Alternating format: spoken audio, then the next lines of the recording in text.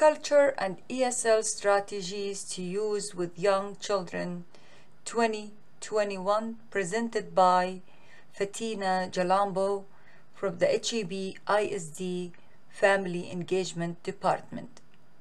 Welcome to the session. For those who just joined us, welcome to my session, Cultural and ESL Strategies to Use with Young Children of the TextSol Virtual Conference 2021. Today is special and it happened to be my birthday. I'm so honored to start celebrating with you all. So let's begin the fun learning together. One of the reasons you love being a teacher is getting to help children explore the world around them. Your students in your classroom are a reflection of America, a melting pot of different ethnicities, languages, and cultural beliefs.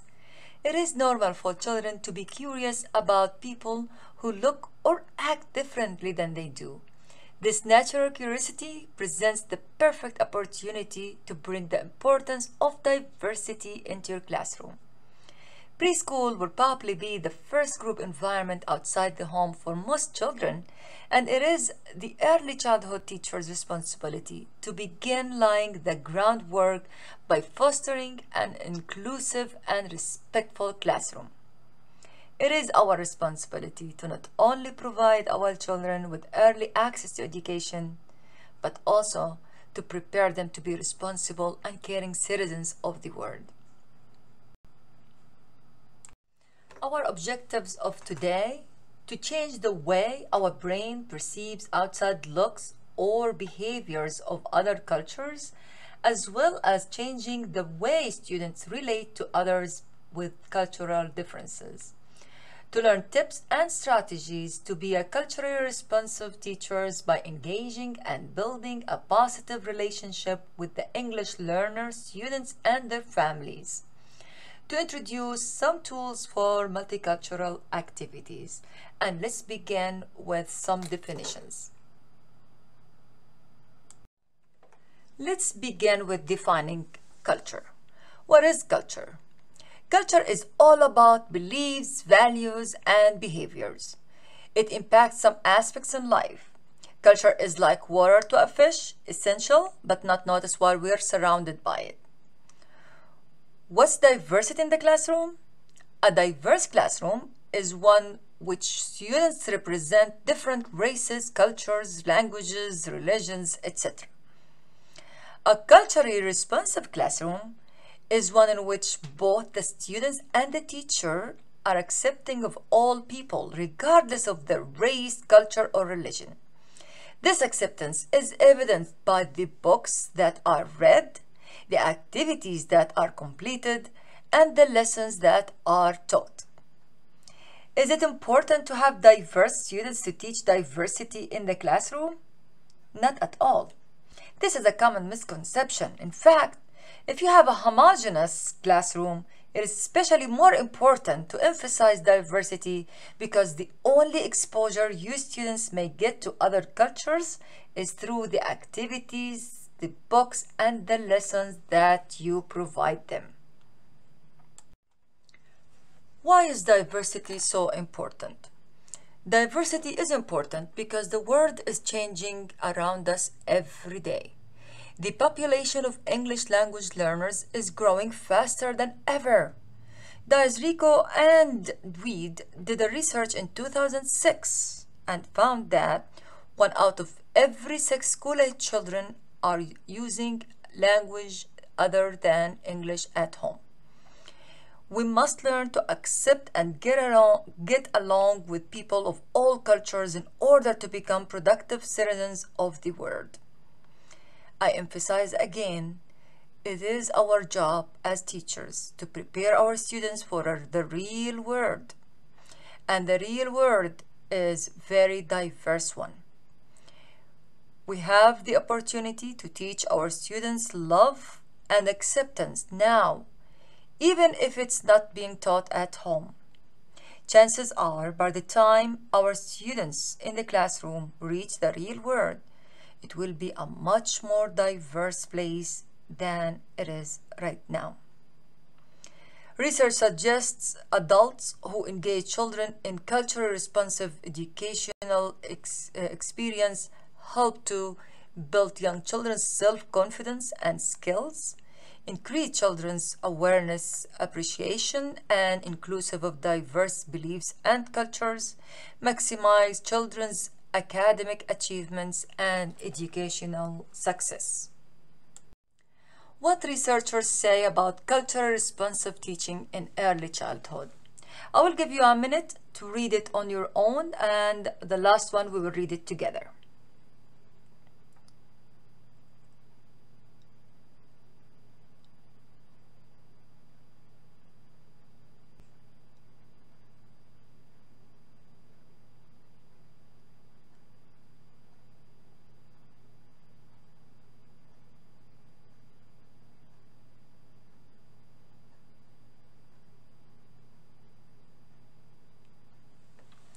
Now the last one is, children begin to notice differences and evaluate others at a very early age.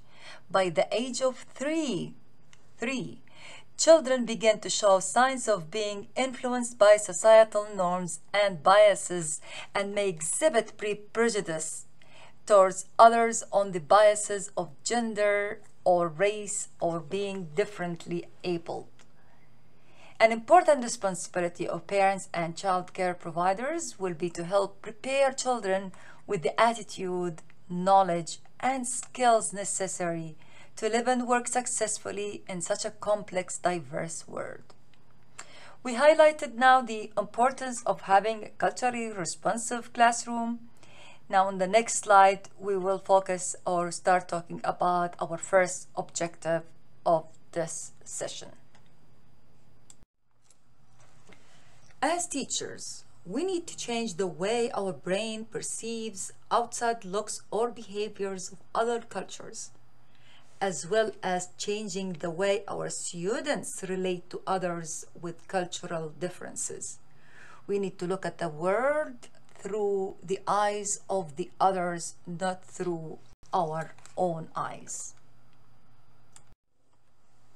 This is a very expressive picture. If you can change your lens looking to other cultures, not only you change the way your brain perceives outside look or behavior, but also you can change the way students relate to confront cultural differences, and this is our mission. Be aware of cultural bias. Cultural bias is to interpret all phenomena through the lens of one's own culture and to think one cultural has precedence of the other. We have three factors that contribute to cultural bias: stereotyping, prejudice, and ethnocentrism.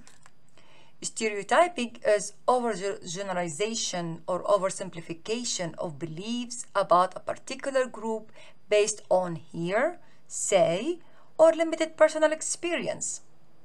Prejudice, unfair and unreasonable opinion formed without knowledge of or examination of the facts. Ethnocentrism, belief in the superiority of one's own beliefs and values are the only right way, and inability to see value in differences. Let me just say something from the outside. Unconscious bias is not the same as conscious discrimination. I'm not saying that in all of you there is a secret sexist or racist. We all have our own biases. They're the filters that we see with the world around us. I'm not accusing anyone. Bias is not an accusation. Rather, it's something it has to be identified, acknowledged, and mitigated against. Bias could be about race, a gender, disability, an educational class, or a behavior.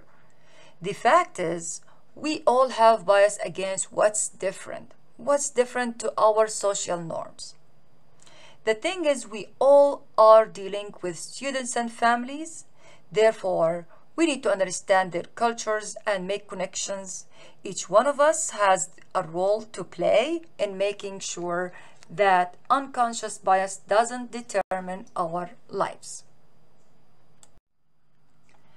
A responsive classroom cannot happen without having a responsive teacher.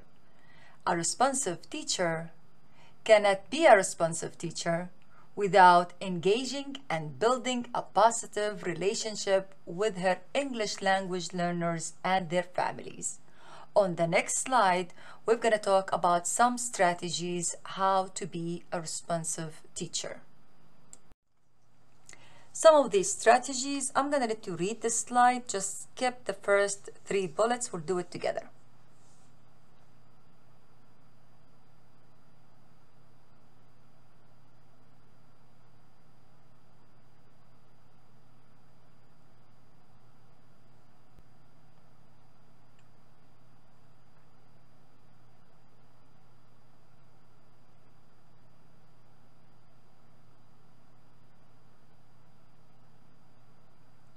Family engagement is essential.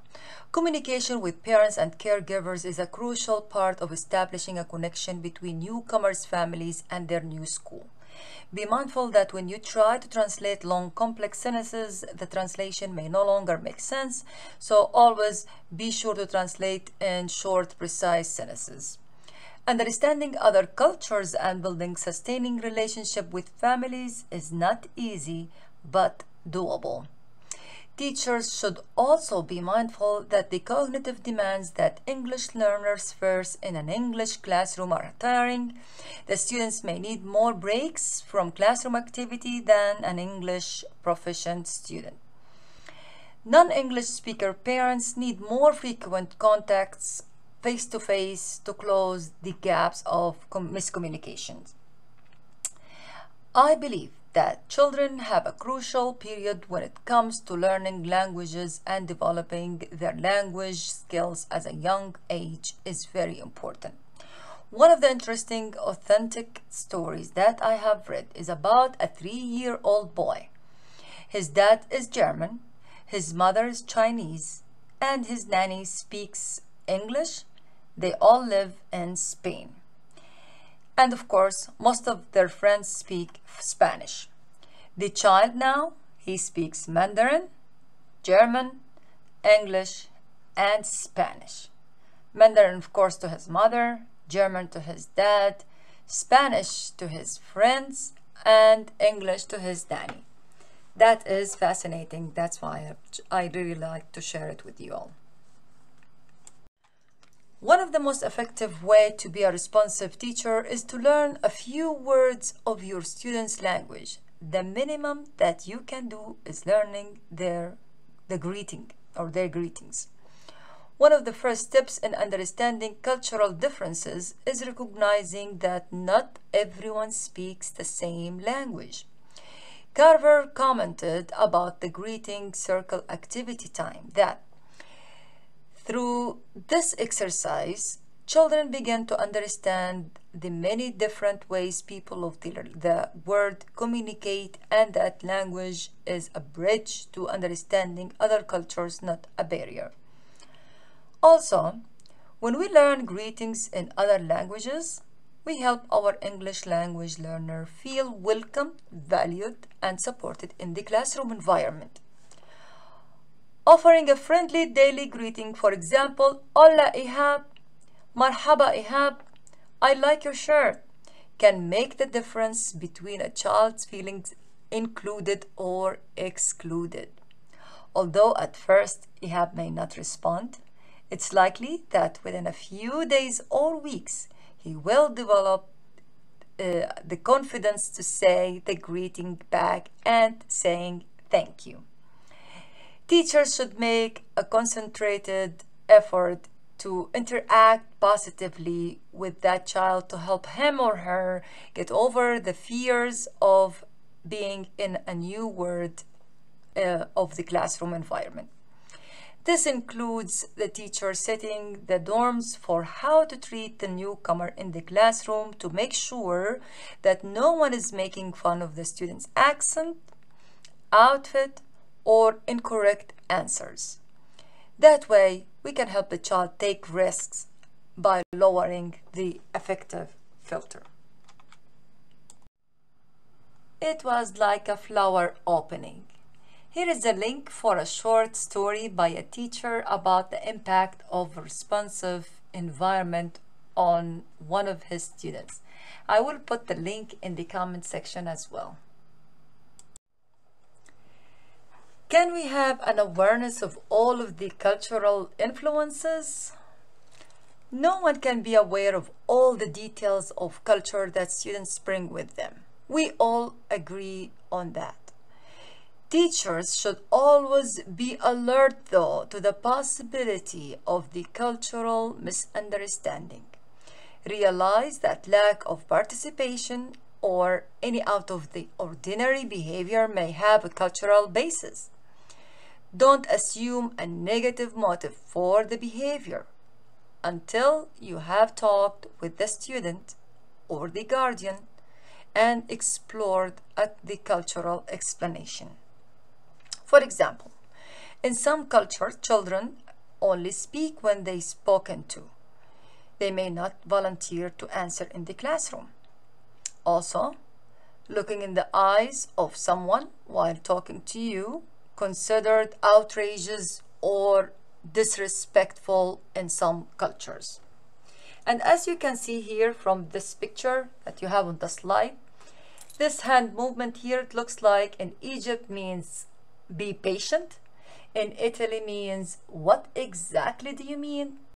And in Greece means that's just perfect. So I want you in the comment to tell me what does it mean in the Spanish culture. Talk, read, talk, write. I meant to mention this teaching approach in case any of you don't know about it. Talk, read, talk, write is a practical routine for learning in all content areas, K-12, by Seatless. This approach helps in developing the literacy skills and implements structured conversation, active reading, and high-quality writing in any class. For this session, I attached 8 articles of culturally responsive strategies to support young children. If we have time, we could have practiced this approach, and of course we can also practice it online, but obviously we don't. So you may just go ahead and download these articles after the session and enjoy learning about this subject. The first step of talk, read, talk, write is talking. What do you know about strategies of culturally responsive teaching? So we are going to talk about it all together. The teacher already spoke to you about it. I'm gonna use a tool that I really like to use, whether face-to-face or online session. This tool allows me to display the instructions of my lesson in a clear and visual way. I may also use any of 13 widgets to support my class activity and help my students get to work. The second step of talk, read, talk, write is reading. Now the teacher is going to form groups. Each group will get an article. Each group will read the article, whether all together in groups or individually or even silently, whatever is more effective. And after the reading part, we'll go to the next part, which is talking about what we have read. The third step is talking. Talk collaboratively to develop an understanding of the passage that you have read and share findings. I usually also use the classroom screen for my face-to-face class or for my online class. So if it was the face-to-face classroom, I'm just gonna go ahead and say, hey, my friends, freeze and listen to my directions, hands in the air, papers down. I have heard some fabulous talk between you and your partners. I want you to share or to get the chance to participate and share your good conversation with everyone else.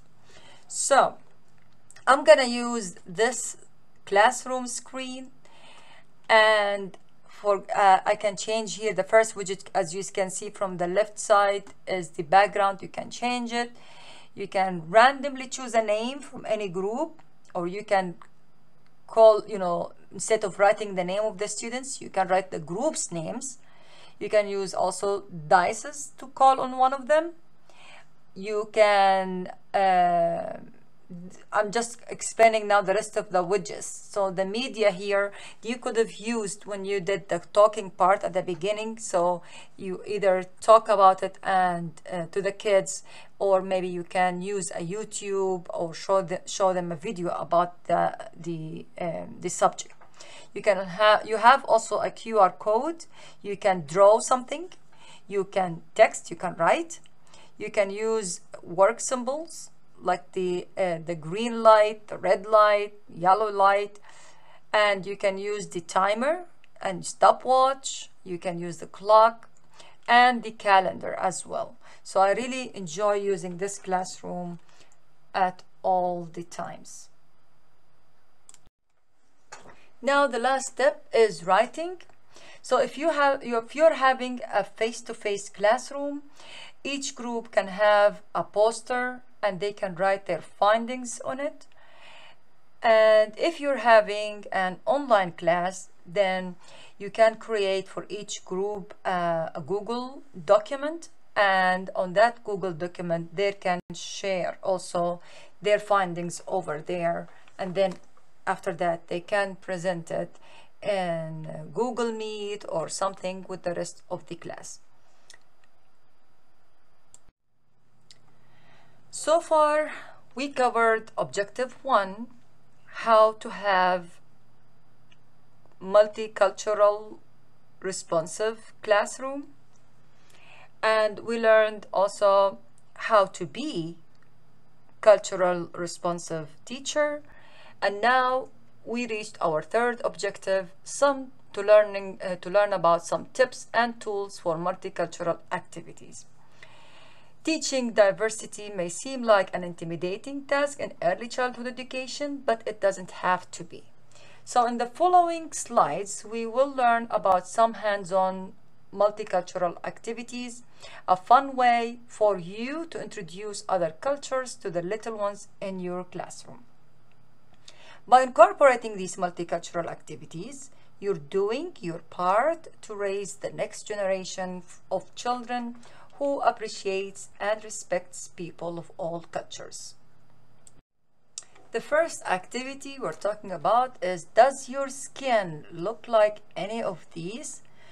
During All About Me unit, kids can try these knee-high stocking on their arms to see which one most closely resembles their skin.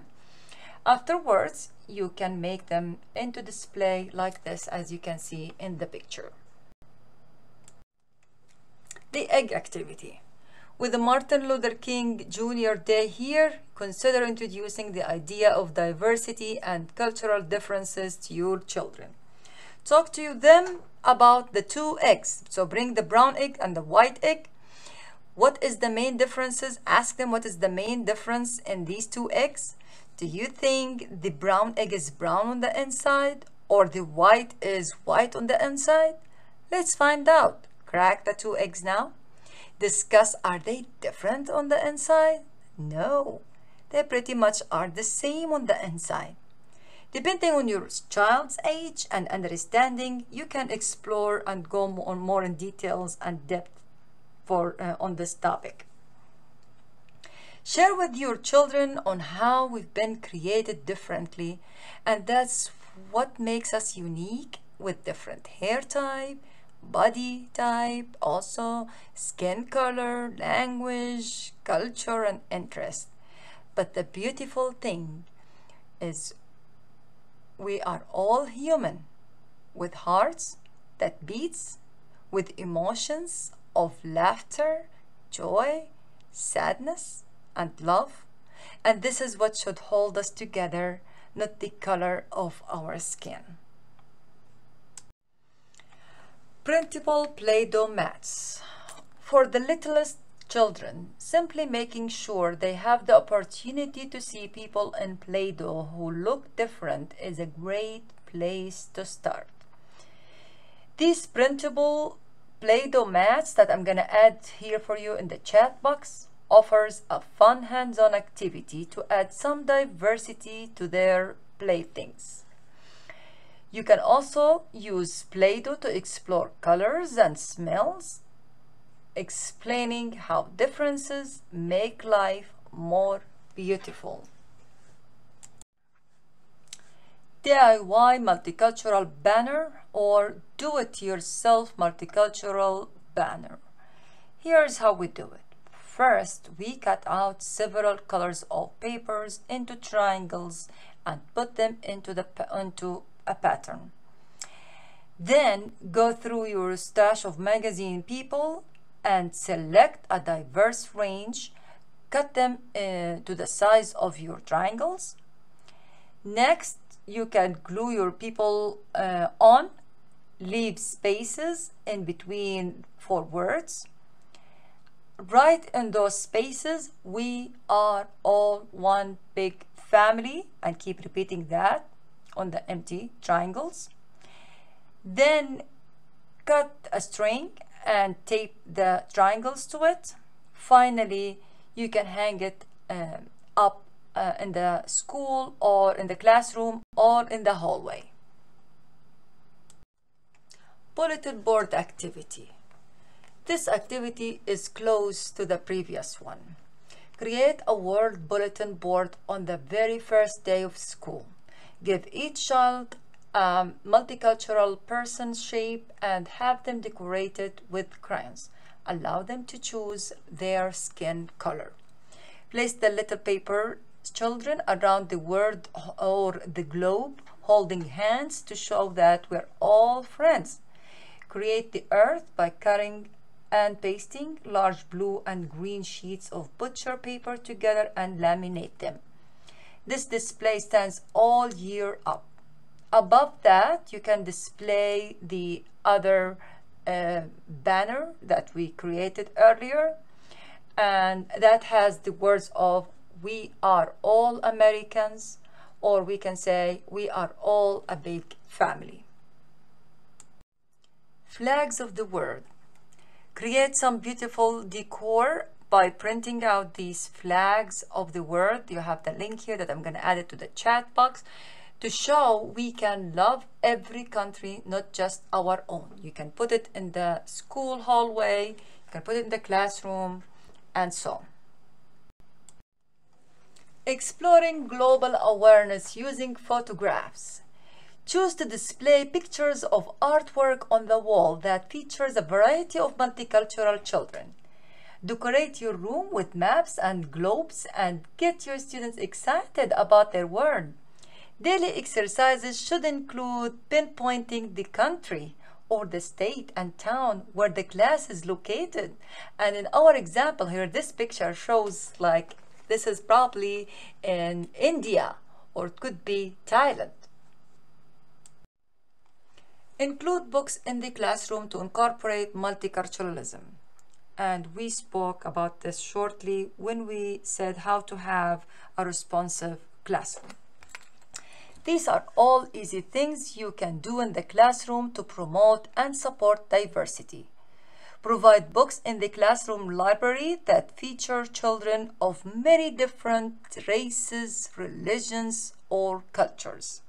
These are easily found in the scholastic book order. When diversity is taught as a separate unit, it's confined to 1 or 2 weeks of our students' lives and will have little, if any, impact on their understanding and acceptance of other cultures in the long run. As a rule of thumb, steer clear of multicultural units and focus instead on incorporating diverse literature into your daily routine. Use those teachable moments to discuss differences and similarities as they arise during your large group time. Never forget a face matching game from eBowl. This link offers 10 fun ways to help kids appreciate diversity. When my children were very small, we would simply take out the cards and discuss the faces, the colors, the clothes. It was interesting to see what similarities they found. So I'm gonna add this link also to the chat box. And of course, play dress up. Dressing up lets children literally step into someone else's shoes, provide a variety of traditional customs from all over the world, and parents may help you with that. Word passport. This activity and the next slide are perfect for read around the world unit, introduction to country studies, a geography fair, international nights, and social studies units. Teach pre-K and kindergarten children the concept of around the world. You may want to take more than 1 week to accomplish this project. If you are teaching older kids, of course, you can go more in depth. Materials, blank booklet, and a stamp for each country. We will continue in the next slide. Teachers decide which countries they want their classroom to visit. For instance, Russia, Japan, Mexico, Egypt, or even Sudan. Use a sheet of paper for each country and research facts through books and the internet. Write down important facts, and when you're done, make stamps for each country. You can use a symbol for each country, like for example, Egypt, you can use symbol of the pyramids. Children will glue them after that on the bottom, at the bottom of their booklet or of the sheet of that booklet. Teaching children to be global citizens. I like really to share with you this link, and I'm going to add it now to the chat box. It's about kids from around the world talk about what it means to be a global citizen. We are all connected, and we can work together to make the world a better place for all of us. Last but not least, I like to share this authentic story from a Canadian mother. I will give you 2 minutes on this slide to read it on your own.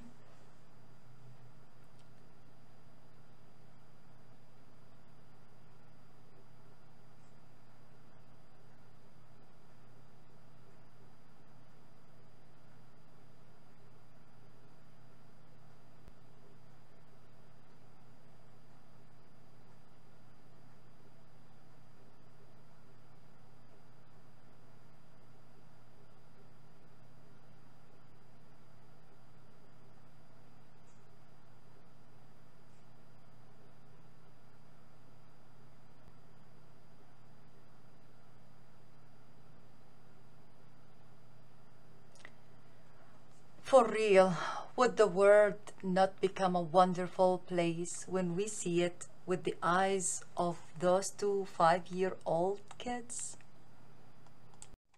Let's recap.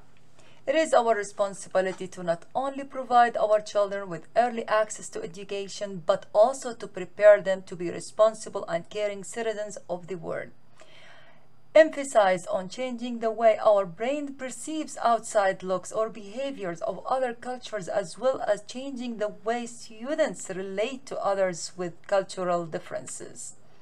Engage and building a positive relationship with all families is essential, in particular with the English learners, students, and families.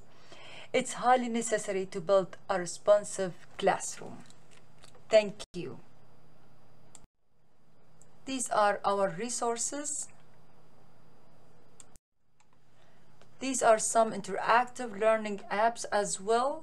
You're gonna have the link for the YouTube and the PDF of this presentation as well.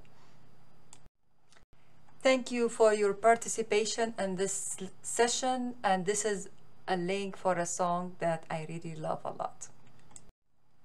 This is my contact information, and at the bottom here there are some resources that I created myself to the ESL teachers and other teachers. If you are interested, please check it out. Hopefully to see you again in some other events. You have a wonderful rest of your year. Bye-bye.